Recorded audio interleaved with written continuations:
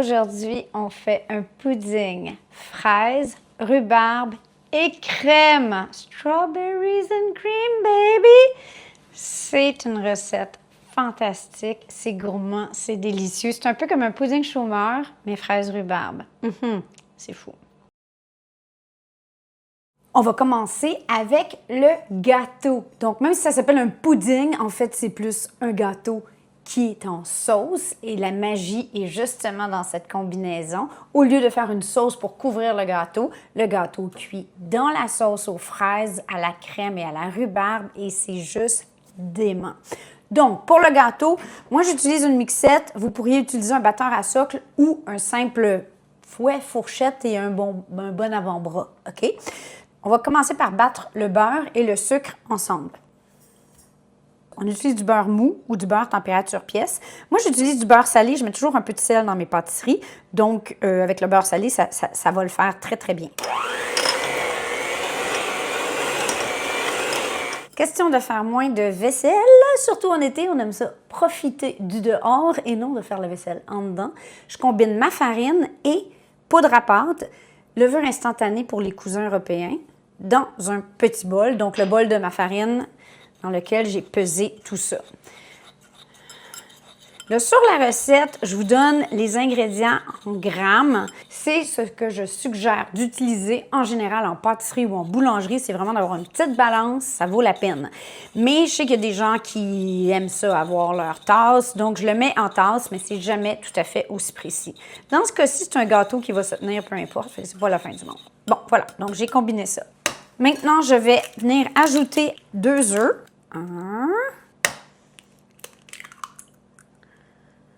Ici, j'ai de l'extrait ou de la gousse de vanille en pâte ou vous pouvez mettre de l'extrait de vanille. Et ça, si vous me demandez pourquoi ça a l'air de ça, je vous montre l'astuce. Pâte de gousse de vanille. Ceci n'est pas commandité, mais c'est un de mes produits chouchou. Pour les Québécois, de temps à autre, il y en a chez Costco. Et ça vaut la peine, jetez-vous dessus parce que c'est très cher, mais c'est très concentré. Souvent, je vais utiliser la moitié et on a vraiment les petits grains de vanille combinés dans une espèce de gelée un peu sucré. C'est très, très bon. Et pour finir avec les ingrédients mouillés ou humides, j'ajoute du lait.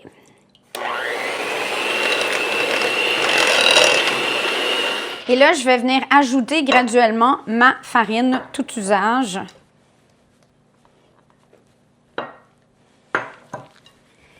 Et ici, on a donc notre pâte à gâteau. Je fais ma pâte vraiment pas très sucrée parce qu'évidemment, ça va cuire dans le sirop de fraise. Et en général, j'essaie de faire les desserts le moins sucré possible. Là, si vous me dites que c'est pas assez sucré, bien ajoutez du sucre la prochaine fois. Voilà. En passant, tout est inscrit sur le site web, mais on peut très, très bien faire cette recette avec des fraises congelées. Moi, j'ai un petit reste au frigo, au congélo. Donc je vais combiner des fraises fraîches avec des fraises surgelées. On a aussi de la rhubarbe. Donc, la rhubarbe, mon Dieu, on avait tous ça sur le bord de nos maisons quand j'étais jeune. La saison commence au Québec. Je ne sais pas si les Européens, c'est quelque chose de courant, là, les grandes feuilles de rhubarbe. Et sinon, ça s'achète aussi surgelé. Comme ça va mijoter, on peut utiliser soit des fruits et rhubarbe surgelés ou frais. Ça fonctionne dans les deux cas. Je vais faire des morceaux de fraises. Et là, vraiment, c'est simplement, ça va cuire, ça va ramollir. Et on peut garder les têtes de fraises, surtout bio, évidemment, pour faire des limonades, kombucha. Minute d'humilité, à quelque part dans cette maison, j'ai un écouteur à fraises, petit outil, qui est petit et qu'on perd parce qu'on s'en sert juste une fois par année. Bref, je prends un couteau. Et c'est le temps, les kikis, de passer les fraises un peu molles. C'est maintenant que ça se passe.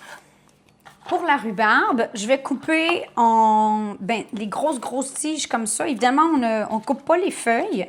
Et la rhubarbe, c'est un peu surette, mais c'est ce qui fait la magie de ce dessert, la combinaison surette, sucrée de la fraise. C'est tellement parfait. Et donc, je fais simplement des dés pour qu'ils cuisent plus rapidement. Et j'ai besoin d'un petit peu moins de rhubarbe que ce que j'ai de fraises, mais là, on peut y aller au goût. OK? Alors, quand on était jeune, on prenait des tiges de rhubarbe comme ça, on les trempait dans le sucre, puis on croquait dedans. On combine les fraises, congelées ou fraîches, ou les deux, dans une casserole. J'ajoute la rhubarbe et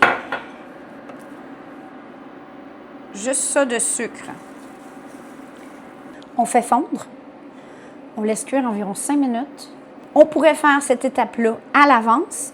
On pourrait même faire la pâte à gâteau à l'avance et tout mettre au four à la dernière minute quand les invités sont à la table, affamés.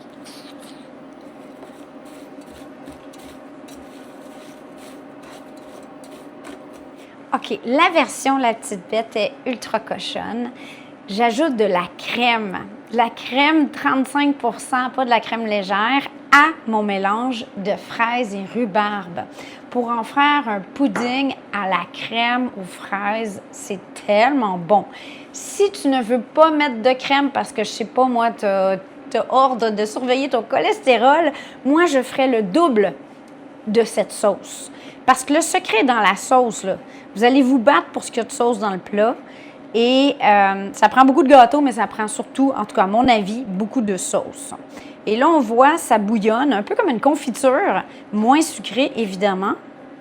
Et à ce stade-ci, selon vos fraises et selon vos papilles, moi, je goûterai pour voir si vous devez ajouter du sucre ou pas. Attention, c'est chaud, hein? Le sucre brûlant, là, dangereux. Et pour ceux qui ont suivi mes péripéties de pré-diabète, je fais des tests avec du stevia et tout ça, mais on verra. Ça, je le cuisine pour la famille. Moi, j'ai le droit à un petit peu de dessert en fin de repas, là, mais je coupe le sucre au moins un peu. Oh mon Dieu, c'est en masse sucrée. En masse sucrée. Ça n'a pas besoin de rien de plus que ça. OK, donc, à ce stade-ci, je viens ajouter un petit peu de crème. Un petit peu. Qu'on va faire simplement combiner à nos fraises. Et donc, au lieu de servir votre pudding avec de la crème glacée, vous avez déjà votre mélange à la crème ici. Oh mon Dieu, ça sent tellement bon. Est-ce que je peux me baigner là-dedans, s'il vous plaît? Oh là là. OK. Et maintenant, je transfère ma pâte à gâteau directement dans le moule. Et tout ça va se placer en cuisant, OK? Donc, il n'y a pas de quoi s'en faire. C'est artisanal. Avant toute chose, on va partir le four à 350 Fahrenheit, 180 Celsius pour les cousins. Et moi, j'aime mettre une plaque sous l'endroit où je vais faire cuire le gâteau. Est-ce que ça m'est déjà arrivé que le gâteau déborde et qu'il y ait du sirop partout et que ça sente le brûler? Peut-être, mais notre humilité. Hein? Donc, on apprend de nos erreurs. On ne couvre pas. Et là, si tu me demandes, ça se fait-tu à mijoteuse? Oui, mais non. Mais oui.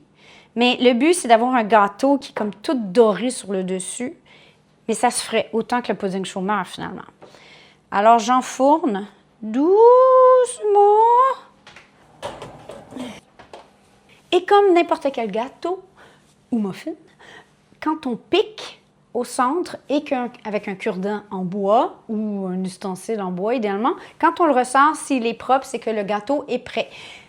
Le pudding va être prêt de la même façon quand le gâteau est prêt. C'est environ 35-40 minutes. Donc, moi, je me mets une alarme pour ne pas partir jardiner. Et puis, ben c'est ça. Ciao, moi, je vais faire la vaisselle. C'est pas vrai, c'est pas moi qui ai fait, c'est lui. Ciao.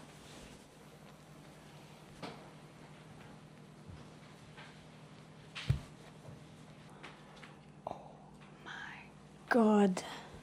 Oh! Plus belle invention. Ça sent tellement bon. Puis là, le gâteau, je vais vous montrer. Il flotte, là, dans le petit jus, là. Oh, regardez-moi. Oh mon Dieu, la sauce à la crème. Hello, coucou. Bon, idéalement, on sert chaud, mais pas bouillant, parce qu'on ne veut pas brûler les invités. Et oui, tu pourrais servir avec une boule de crème glacée à la vanille, si tu es vraiment cochon, mais c'est pas nécessaire. Et c'est aussi bon frais, je dirais, le lendemain, un peu comme le pudding chômeur, mais un petit peu de chaleur aide à la consistance de la sauce, surtout avec la quantité de crème qu'on a dedans. Bon, ben, je vais attendre. On va le mettre dans une assiette. Ah! Oh! Ah! Quasiment trop beau pour... Oh, regarde le gâteau. Oh, regardez-moi ça. Oh! Oh! Extra sauce.